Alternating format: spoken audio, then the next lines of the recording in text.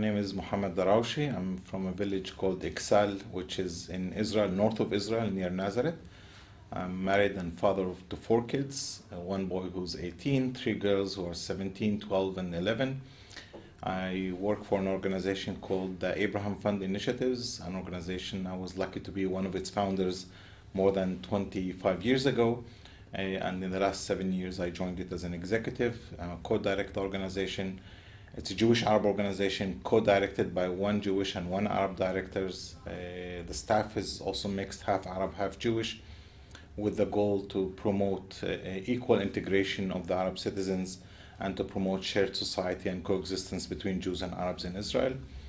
The organization has a strategy of working both on the grassroots by operating large-scale programs from the level of youth, community leaders, business leaders, but all the way to government policy to help the Israeli government to implement its own duty and commitment that the State of Israel took on itself in the Declaration of Independence for equal integration of the Arab citizens. The organization has also UK Friends division and US Friends Association. We have fantastic work in many fields. As I said earlier, in the fields of education, we deal with the issue of policing, we deal with the issue of employment, and we deal with the issue of how the government should actually engage in relationship to the minority Arab community, which constitutes 21% of the Israel's population.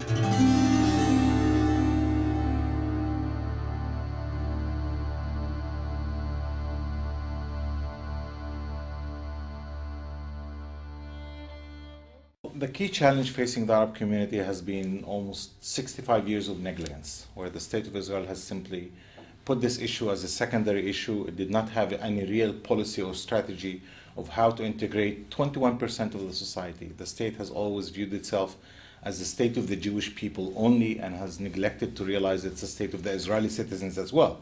And when you speak Israeli citizens, when you widen the true nature of the State of Israel, 21% of it are not Jewish, and the state has no policy towards them. When the state talks about national interest, it talks about 79% of the national interest and not 100% of the national interest.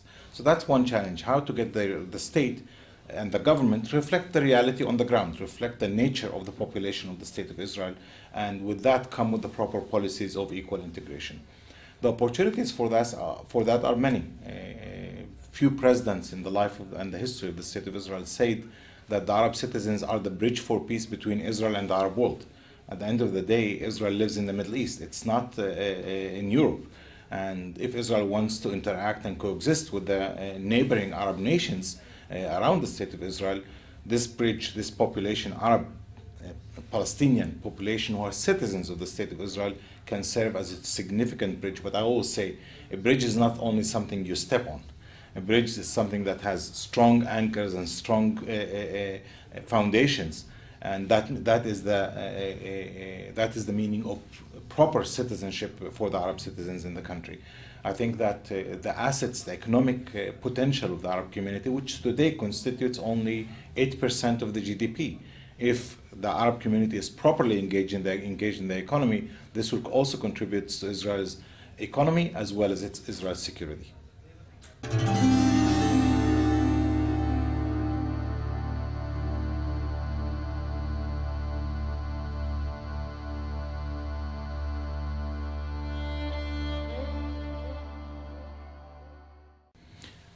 We know that the Israeli government is trying to formulate a policy which says that all citizens have to contribute something to society, which is something I subscribe to. I think every citizen in a normal society has to contribute something to their society. Contribution to the Jewish population has been military service, which is a situation that Arab citizens cannot engage in, mainly because we are part of the Palestinian nation as well and part of the Arab world, and no one can expect that as long as the conflict is not resolved, to really try to engage the Arab citizens in that kind of confrontation. So the alternative that is coming up is some sort of a national service or a community service or a civil service, which the Abraham Fund thinks of very importantly and very significant step that will promote equal integration of the Arab citizens. But the question is how to do it. The Abraham Fund has suggested a plan that goes, first of all, through civilian routes and not through military routes. That if you want to do community or national service or voluntary service, it should not go through the military institutions, because there is still an issue for the Arab citizens with the military institutions. We think it should be operated by the municipalities, the Arab municipalities by themselves, and not be handed or controlled by the national government and operated by a national institution. But in addition, we think that it should be a method or a program that helps the integration between the communities, so that we not only send Arab volunteers to work in Jewish communities, we want also to see Jewish volunteers to come and work in Arab communities. This kind of program should enhance equal integration and not widen the gaps between the communities.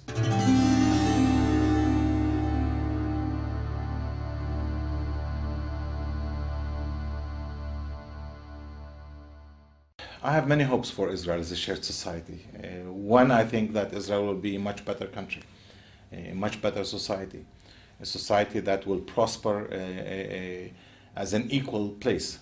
First of all, a democratic society. I think that Israel will benefit from integration of the Arab citizens to fulfill its own commitment, to fulfill its own nature, which was, as I said earlier, prompted and in the Declaration of Independence. Secondly, I think that those that think of Israel as the Jewish homeland should remember that half of the Jewish people are minorities around the world.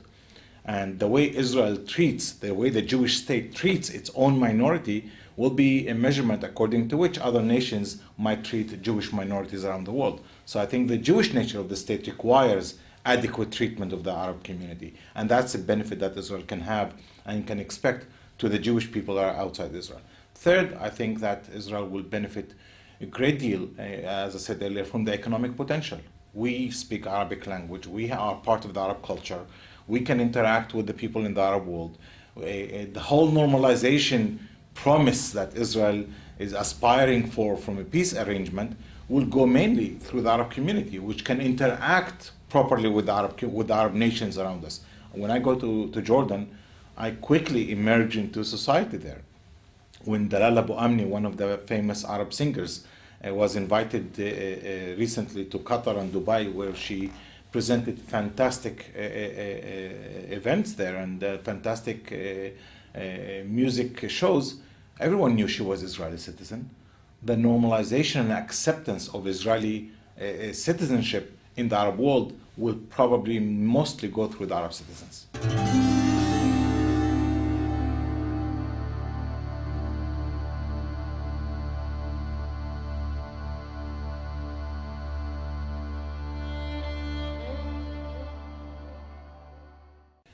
Again, if we go back to the definition of the State of Israel as a democratic and Jewish state, or others expand it and say it's the state of the Jewish people and its citizens. If British Jews think this is their state as well, one, they have a duty to make it a better state. They have a duty to bring their own standards and their own democratic beliefs to the State of Israel. You cannot have ownership on Israel and not promote the beliefs that you have. If you are a share owner of the state, you have shares and you own those shares in the country, you need to try to have the country look as much as you want it to be and not only as much as it is today.